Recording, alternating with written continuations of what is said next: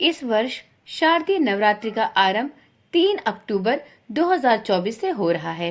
इसी दिन नवरात्रि की प्रतिपदा तिथि होने की वजह से पूजन और कलश स्थापना का भी शुभ मुहूर्त है।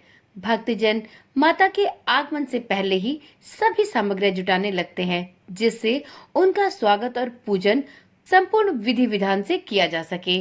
ऐसा करने से नवरात्रि के पूरे 9 दिनों में माता के पूजन के लिए किसी तरह की भी कोई बाधा उत्पन्न नहीं होती है। अगर आप भी शारदीय नवरात्रि पूजन की तैयारियां शुरू कर रही हैं, तो उसके लिए सबसे ज्यादा जरूरी है इसकी सामग्री की जानकारी होना। तो मित्रों, आज की वीडियो में हम शारदीय नवरात्रि की पूजा सामग्री की विस्तृत जानकारी लेकर आए हैं। तो आज की वीडियो बहुत ही महत्वपूर्ण होने वाली है।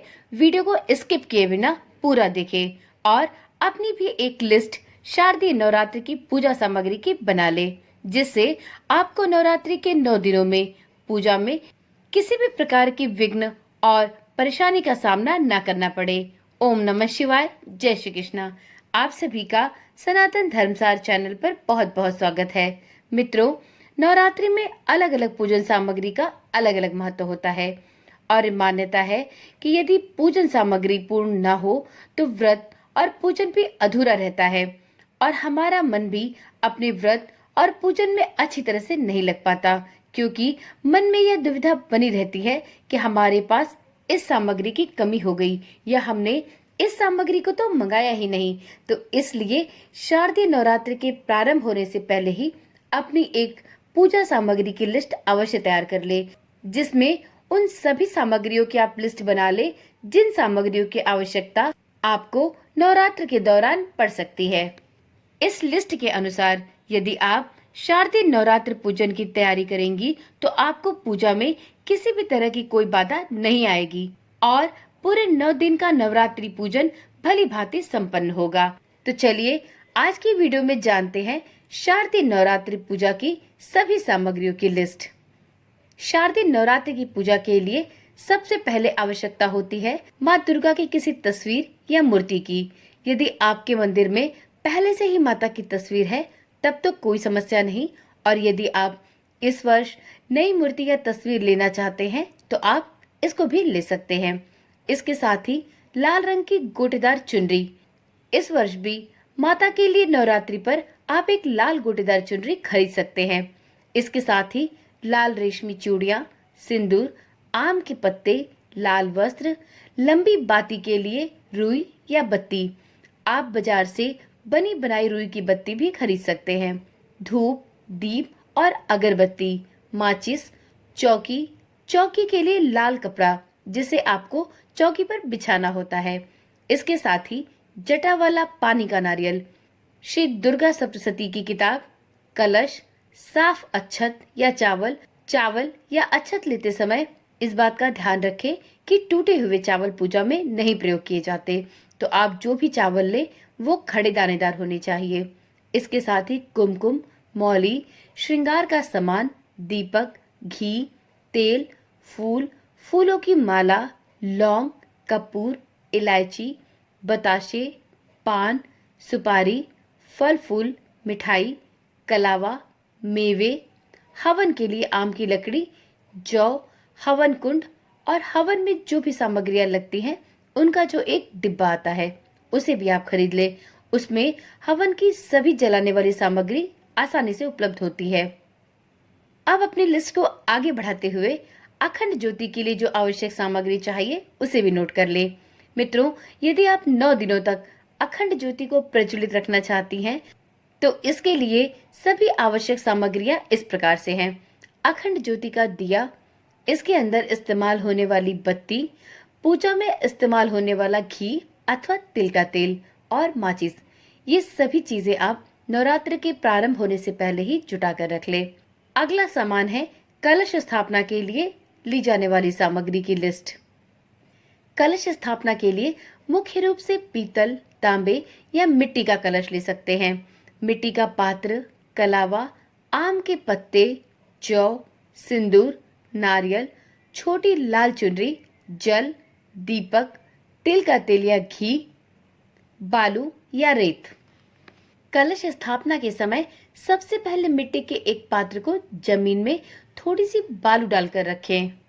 अब इसमें मिट्टी डालकर जौ डालें। इस पात्र के बीचों बीच पानी भरकर कलश रखें। कलश के ऊपर आम के 5 या 7 पत्ते रखें और एक छोटी कटोरी ढककर उसके ऊपर चुनरी में नारियल लपेट कर रखें। नारियल पे आप कलावा जरूर बांधें और साथ में उस नारियल को चुनरी में लपेटने से पहले उस पर पीले सिंदूर से 3 या 5 बार सिंदूर का टीका भी अवश्य करें। इसके बाद उसमें कलावा लपेटकर उसे चुनरी से ढककर उस कलश के ऊपर रखें। ध्यान रखें, नारियल में जो जड़ का हिस्सा होता है उसे अपनी ओर रखें और नारियल का जो ऊपरी सिरा होता है उसे देवी की तरफ रखें।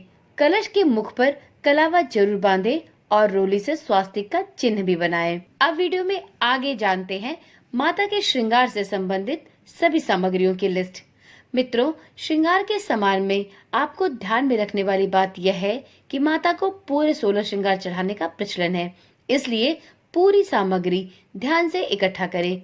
इन सामग्रियों में मुख्य है मेहंदी, बिंदी, लाल चूड़ी, सिंदूर, लाल चुनरी, नेल पॉलिश, लिपस्टिक, बिछिया, दर्पण, कंघी, महावर, काजल, चोटी और पायल। माता को श्रृंगार का सामान अर्पित करने के लिए सबसे पहले साफ चौकी पे लाल या पीला कपड़ा बिछाकर माता की तस्वीर या मूर्ति स्थापित करें। उसके बाद माता को पीला सिंदूर लगाकर श्रृंगार का पूरा सामान उन्हें अर्पित करें। मान्यता के अनुसार नवरात्रि में माता रानी को श्रृंगार का सामान अर्पित करने से अखंड सौभाग्य का आशीर्वाद प्राप्त होता है और सुहागिन की सभी मनोकामनाएं भी पूर्ण होती हैं। तो इसलिए नवरात्रि से पहले ही आप श्रृंगार की सभी वस्तुएं खरीद कर रख ले और पहले दिन या फिर अष्टमी के दिन या जिस दिन भी आप माता को श्रृंगार का सामान अर्पित करती हैं, उस दिन माता को यह श्रृंगार का सामान जरूर चढ़ाएं। तो ये तो रही नवरात्रि से संबंधित सभी पूजन सामग्रियों की लिस्ट। अब वीडियो में आगे जानते हैं कि हमें शारदीय नवरात्र में किन बातों का ध्यान विशेष रूप से रखना चाहिए। तो मित्रों, माता के पूजन में कलश के नीचे रखे पात्र में जौ बोना बेहद शुभ माना जाता है। कहा जाता है कि जौ यदि हरे भरे निकलते हैं तो घर में सुख समृद्धि आती है और यदि वह मुरझाने लगे तो यह भविष्य में होने वाले किसी अनिष्ट घटना का संकेत भी हो सकता है। इसके अलावा पूजन सामग्रियों में मुख्य रूप से बंदरवार भी जरूर रखें, जिसे आप नवरात्रि के आरंभ में अपने मुख्य द्वार पर अथवा घर के मंदिर में सजा सकते हैं, जिससे माता के आगमन की खुशी का पता चलता है। कहा जाता है कि नवरात्रि के 9 दिनों में घर में शुद्ध देसी घी का दीपक जलाने से सभी नकारात्मक ऊर्जाएं दूर होती हैं और घर में सुख समृद्धि बनी रहती है। यदि आप अखंड ज्योति प्रज्वलित कर रही हैं, तो इसे आग्नेय कोण में प्रज्वलित करना सबसे शुभ माना जाता है। तो अखंड ज्योत जलाते समय भी इस बात का विशेष ध्यान दें। इस प्रकार इस लिस्ट को ध्यान में रखकर अगर आप नवरात्रि पूजन की तैयारियां करेंगी तो यह आपके लिए काफी सुविधाजनक हो सकता है। आपको यह वीडियो कैसी लगी कमेंट करके जरूर बताइएगा। वैसे तो मैंने पूजा से संबंधित सभी सामग्रियों की लिस्ट आपको बता दी है, परंतु यदि लिस्ट में मुझसे कुछ छूट रहा है तो आप उसे अपने अनुसार ऐड कर ले। तो चलिए आज की वीडियो यहीं पर समाप्त करते हैं। फिर मिलते हैं एक ऐसी ही नई जानकारी वाली वीडियो के साथ। यदि आप चैनल पर आज पहली बार आए हैं तो चैनल को अभी ही सब्सक्राइब करें और हाँ, नोटिफिकेशन बेल को भी जरूर ऑन कर ले, जिससे इस चैनल पर डाली जाने वाली सभी वीडियोस की सूचना आपके पास सबसे पहले पहुंचे। ओम नमः शिवाय। जय श्री कृष्णा। राधे राधे।